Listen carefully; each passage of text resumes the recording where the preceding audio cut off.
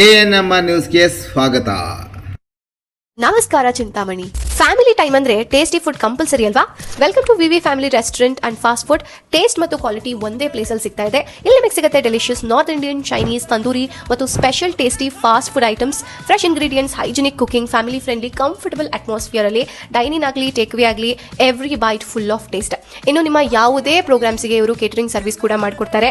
ಅದರ ಜೊತೆ ಇವರ ಸರ್ವಿಸ್ ಆನ್ಲೈನ್ ಝೊಮ್ಯಾಟೊ ಅಲ್ಲಿ ಕೂಡ ಅವೈಲೇಬಲ್ ಇದೆ. ಇದು ಲೊಕೇಟ್ ಆಗಿರೋದು ಬಿಸೈಡ್ ಮುನ್ಸಿಪಲ್ ಆಫೀಸ್, ಚಿಂತಾಮಣಿ.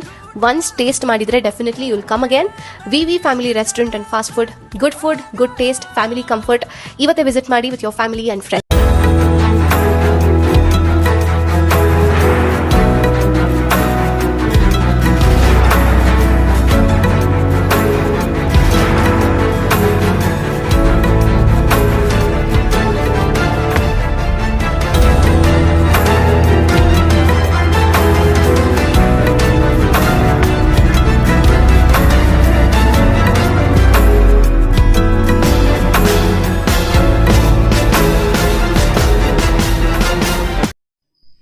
ತಾಲೂಕಿನ ಕಾಯಕ ಗ್ರಾಮ ಪಂಚಾಯತಿಗೆ ಸಿಇಒ ಭೇಟಿ.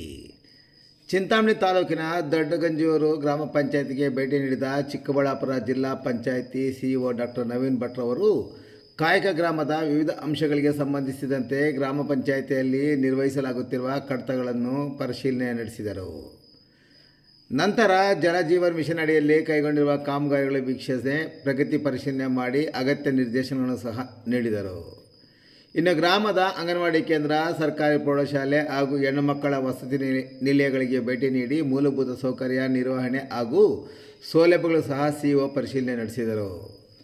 ನಂತರ ಚಿಂತಾಮಣಿ ತಾಲೂಕಿನ ಶೆಟ್ಟಳ್ಳಿ ಗ್ರಾಮ ಪಂಚಾಯಿತಿಯ ಅರಿವು ಕೇಂದ್ರಕ್ಕೆ ಭೇಟಿ ನೀಡಿದ ಸಿಇಒರವರು ಅಲ್ಲಿ ಮಕ್ಕಳು ಆಟ ಆಡುವುದು, ದಿನಪತ್ರಿಕೆ ಓದುವುದು, ವಿವಿಧ ಪುಸ್ತಕಗಳ ಓದುವಿಕೆಯಲ್ಲಿ ಉತ್ಸುಕತೆಯಿಂದ ತೊಡಗಿಕೊಂಡಿರುವುದು, ವಿವಿಧ ಆಟದ ಜೊತೆಗೆ ಕಂಪ್ಯೂಟರ್ ಮೂಲಕ ಜ್ಞಾನಾರ್ಜನೆ ಮಾಡಿಕೊಳ್ಳುತ್ತಿದ್ದನ್ನು ಸಹ ವೀಕ್ಷಿಸಿದರು.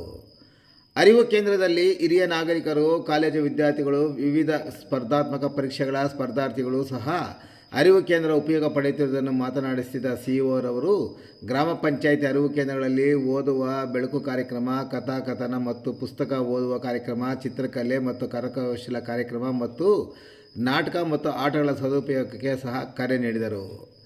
ಈ ಸಂದರ್ಭದಲ್ಲಿ ತಾಲೂಕು ಪಂಚಾಯಿತಿ ಕಾರ್ಯನಿರ್ವಹಣಾಧಿಕಾರಿಗಳಾದ ಎಸ್ ಆನಂದ್ ಸೇರಿದಂತೆ ಗ್ರಾಮ ಪಂಚಾಯಿತಿ ಸದಸ್ಯರು, ಗ್ರಾಮ ಪಂಚಾಯಿತಿ ಅಭಿವೃದ್ಧಿ ಅಧಿಕಾರಿಗಳು, ಕಾರ್ಯದರ್ಶಿಗಳು, ತಾಲೂಕು ಪಂಚಾಯಿತಿ, ಗ್ರಾಮ ಪಂಚಾಯಿತಿ ಸಿಬ್ಬಂದಿಗಳು ಸೇರಿದಂತೆ ಮತ್ತಿತರರು ಈ ಸಂದರ್ಭದಲ್ಲಿ ಉಪಸ್ಥಿತರಿದ್ದರು.